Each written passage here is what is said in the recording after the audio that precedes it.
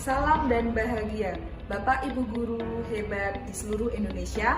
Perkenalkan, saya Amalia Fikri Utami, calon guru penggerak Angkatan 5 dari Kabupaten Jepara. Kali ini saya akan menyajikan hasil praktik bersama dengan murid-murid saya mengenai langkah segitiga restitusi. Kami akan menyajikan dua kasus. Kasus yang pertama mengenai menyontek dan kasus yang kedua mengenai kesalahan siswa dalam memilih konten porno. Assalamualaikum Bu Ana. Waalaikumsalam, Lisa. Silakan duduk, Nak. Ya Bu Ana, terima kasih. Ada apa, Lisa? Gini Bu, jadi kemarin saat penilaian nilai matematika, Rahma boleh HP Bu. Saya nggak terima karena nilai Rahma lebih tinggi dari saya, sedangkan saya mengerjakannya dengan jujur. Oh, begitu. Lalu, apakah Lisa ada buktinya? Sayangnya tidak Bu, tapi saya yakin banget, soalnya Rahma kan duduk di sebelah saya. Seandainya nih, Rahma mengakui hal itu, lalu apa yang kamu inginkan? Harusnya Rahma ujian ulang Bu, biar adil.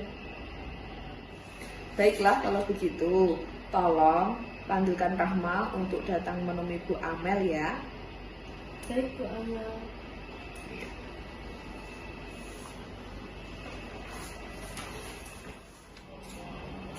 Assalamualaikum Bu Ana. Waalaikumsalam, Rahma. Silakan duduk. Bu Amel, tadi kata Lisa, Bu Amel nggak manggil saya. Kenapa ya Bu? Rahma, mengenai hasil nilai ulangan matematika kemarin, bagaimana perasaan Rahma? Nilai saya bagus Bu. Terus, kalau nilainya bagus, berarti kamu senang? Senang Bu. Kalau senang, kenapa ekspresinya seperti itu? Bu Amel, saya mau jujur Bu. Ini pertama kalinya saya melakukan ini Bu. Iya Rahma, silahkan kamu boleh bercerita. Nanti kita akan mencari solusinya bersama-sama. Iya Bu. Jadi saya kemarin waktu ulangan matematika saya sebenarnya menyontek Bu. Saya membuka HP untuk membrowsing. Jadi saya mendapatkan nilai yang bagus. Tapi itu hasil dari menyontek Bu. Oh gitu. Rahma pasti pengen dapat nilai yang bagus ya. Iya Bu, saya takut nilai rapot saya jelek Bu. Jadi kemarin saya terpaksa menyontek ketika ulangan matematika Bu. Iya Rahma, wajar jika Rahma ingin mempertahankan nilai rapotnya supaya tetap bagus. Untungnya Rahma tidak melakukan hal ini secara berencana dengan teman-teman yang lain kan? Ya enggak lah Bu, saya melakukan itu karena terpaksa Bu, karena merasa belum siap untuk mengikuti ulangan matematika. Malamnya saya tidak belajar Bu, karena lupa kalau esok harinya ada ulangan matematika Bu. Nah Rahma, sekarang kita coba lihat lagi tindakan kamu kemarin ya. Tindakan kamu yang browsing ketika ulangan matematika, apakah itu sesuai dengan keyakinan atau prinsip dalam diri kamu? Enggak Bu, saya tahu tindakan saya itu salah. Saya tidak jujur mengerjakan ulangan matematika tersebut Bu. Jadi kira-kira keyakinan atau prinsip mana yang tidak sesuai dengan keyakinan kamu? Mungkin prinsip kejujuran ya Bu. Kamu meyakini tidak menerapkan prinsip kejujuran itu penting untuk diri kamu? Yakin Bu. Kalau begitu, Rahma perlu ingat bahwa kita perlu menerapkan prinsip kejujuran itu kapanpun, dimanapun, dan dalam keadaan apapun, meskipun kita dalam keadaan terdesak. Iya Bu, saya tidak mau menyontek terus-terusan Bu. Nah, sekarang Rahma telah menyadari bahwa tindakan itu tidak benar.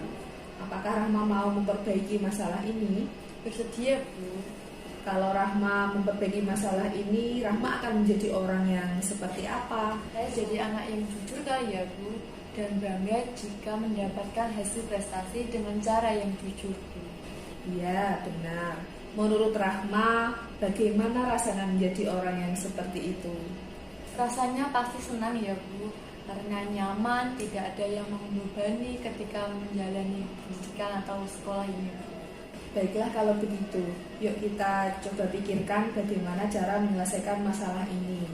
Bu Amel mau tanya dulu ya, bagaimana perasaan Rahma dengan nilai ulangan yang kemarin? Nyaman atau tidak? Tidak Bu. Lalu kira-kira bagaimana caranya supaya Rahma bisa merasa nyaman? Bagaimana kalau saya melakukan ujian ulang ya Bu? Nanti saya akan mengerjakan ulangan matematika dengan jujur di ruangan Bu Amel. Bagus, itu adalah penyelesaian masalah yang sangat bagus. Dan dengan demikian kamu bisa menunjukkan kalau kamu sebenarnya itu bisa mengerjakan dengan cara yang jujur. Dan juga teman kamu tidak ada yang merasa dirugikan.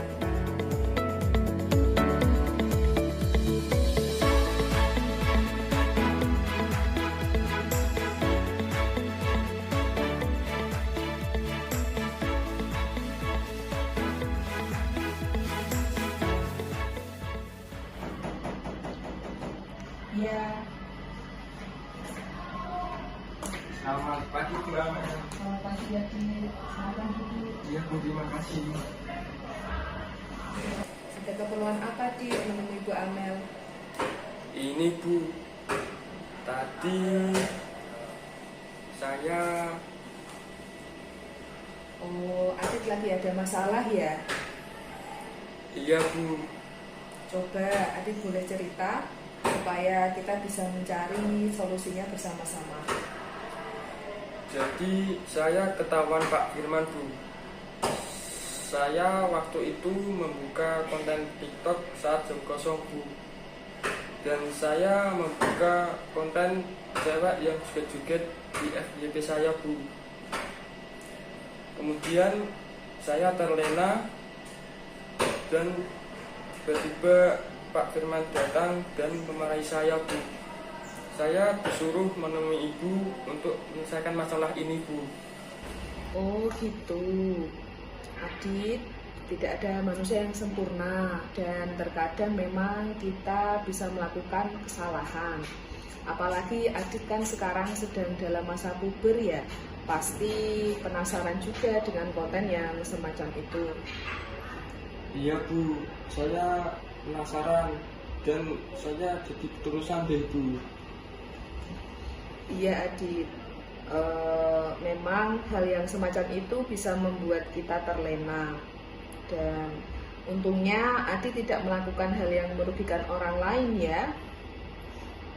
Iya Bu, saya waktu itu masih sadar Bu. Dan saat itu juga saya tidak melakukan hal yang merugikan orang lain Bu. Iya Adit, hal yang kamu lakukan itu memang tidak merugikan orang lain.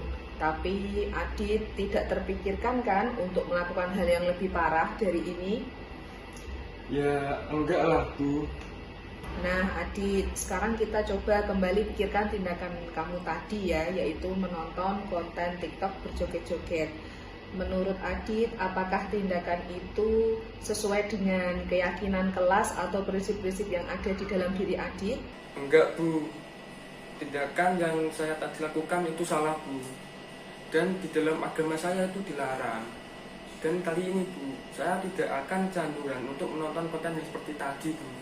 Jadi kira-kira keyakinan kelas atau prinsip pribadi dirimu mana yang tidak sesuai dengan keyakinanmu? Mungkin norma kesusilaan ya Bu. Oh ya, juga itu Bu, norma agama mungkin Bu.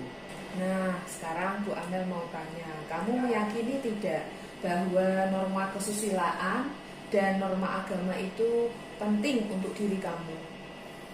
Yakinlah Bu. Baik Adit, kita perlu menerapkan norma kesusilaan dan norma agama kapanpun dan dimanapun kita berada. Bahkan ketika kita sedang sendirian sekalipun, ketika orang lain tidak tahu kita sedang berbuat apa.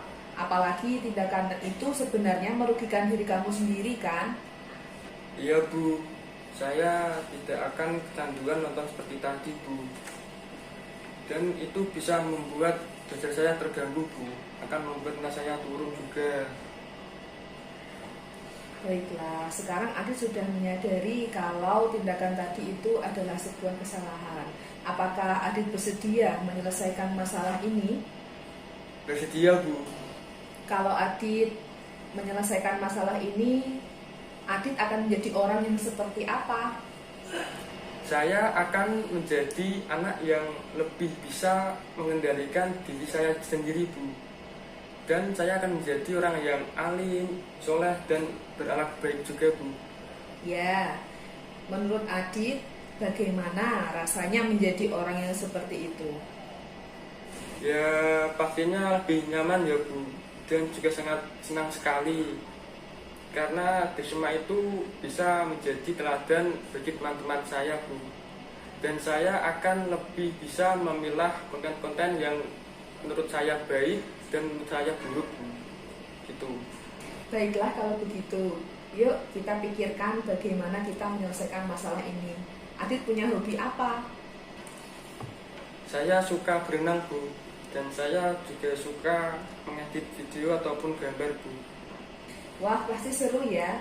Apalagi kalau hobi Adit itu bisa kita pikirkan supaya menjadi bermanfaat bagi orang lain. Kira-kira Adit ada ide atau tidak? Bagaimana kalau saya bikin konten video ya Bu, mengenai berenang dan hobi saya yang mengedit video ataupun gambar Bu. Nah, itu bagus. Jadi kamu bisa bikin akun sosial media yang bermanfaat bagi orang lain yang mungkin punya hobi yang sama dengan kamu. Gitu ya. Semoga dengan hobi yang baru itu kamu bisa punya alternatif kegiatan di waktu luang ya, tidak menggunakan waktu untuk kegiatan yang tidak bermanfaat, bahkan melihat konten yang tidak bermanfaat.